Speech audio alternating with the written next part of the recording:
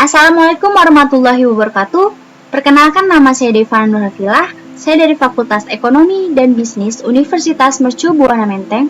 Dalam memenuhi tugas besar 2 mata kuliah kecurangan pelaporan keuangan, di sini saya akan membahas kasus PT Jiwasraya dari sisi kecurangan pelaporan keuangan dan keterlibatan akuntan dan badan serta regulasi yang seharusnya mengaturnya.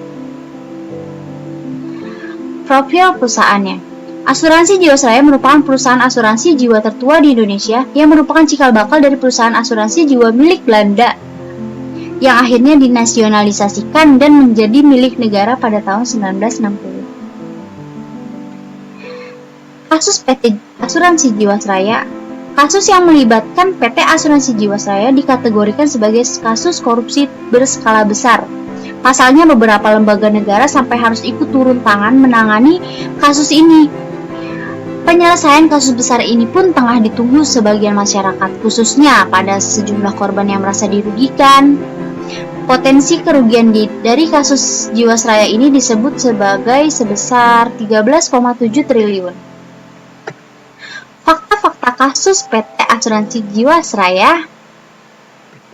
Yang pertama, 5 tersangka kasus ditetapkan Kejaksaan Agung. Pada 15 Januari 2020, Kejaksaan Agung resmi menetapkan 5 orang sebagai tersangka kasus dugaan korupsi dalam pengelolaan keuangan dan dana investasi oleh PT Asuransi Jiwasraya.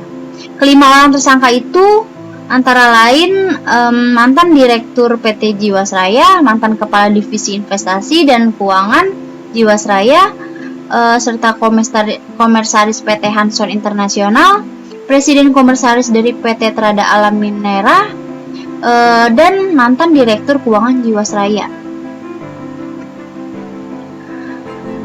Terungkap manipulasi pelaporan keuangan. Ketua BPK Agung Firman Sampurna menjelaskan BPK telah melakukan 2 kali investigasi pada PT Asuransi Jiwasraya sepanjang tahun 2010 hingga 2019. Hasil pemeriksaan menunjukkan Jiwasraya pernah melakukan modifikasi laporan keuangan pada tahun 2006. Tidak hanya itu, BPK juga menilai adanya ketidakwajaran dalam pembukuan laba bersih yang dilakukan Jiwasraya pada tahun 2017. Laba bersih yang dibukukan sebesar 360,3 miliar dinilai BPK ada kurangnya pencadangan, yaitu 7,7 triliun. Sehingga jika pencadangan dilakukan sesuai ketentuan, maka perusahaan seharusnya menderita kerugian. Jiwasraya memiliki lebih dari 5.000 transaksi dalam kurun waktu 10 tahun. Jiwasraya diketahui menempatkan investasi pada saham 22,4 senilai 5,7 triliun dari aset finansial. Dari jumlah ini, 5% dana ditempatkan pada saham perusahaan dengan kinerja baik, dan sebanyak 95% dana ditempatkan di saham yang memiliki kinerja buruk. Kemudian investasi juga dilakukan pada reksadana 59,1% senilai 14,9 triliun.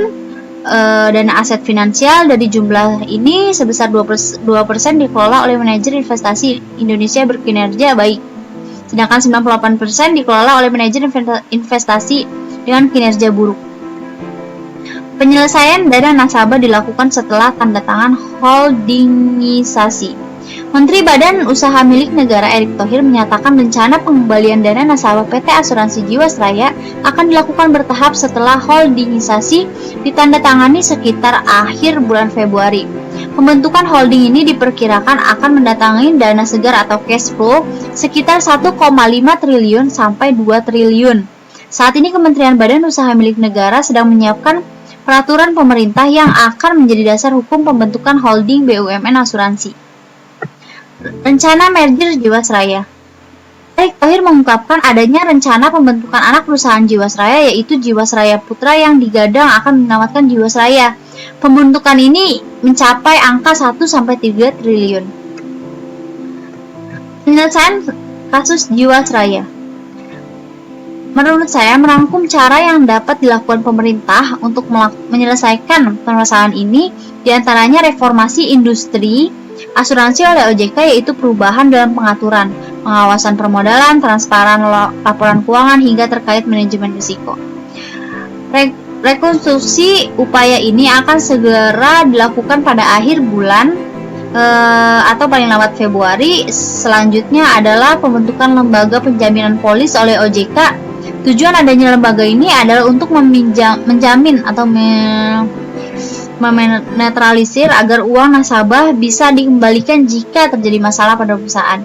Kemudian ada pembentukan holding BUMN asuransi yang sedang direncanakan oleh BUMN, pembentukan pansus oleh DPR, dan melepas aset Jiwasraya sehingga nantinya diharapkan dapat menambah keuangan perseroan.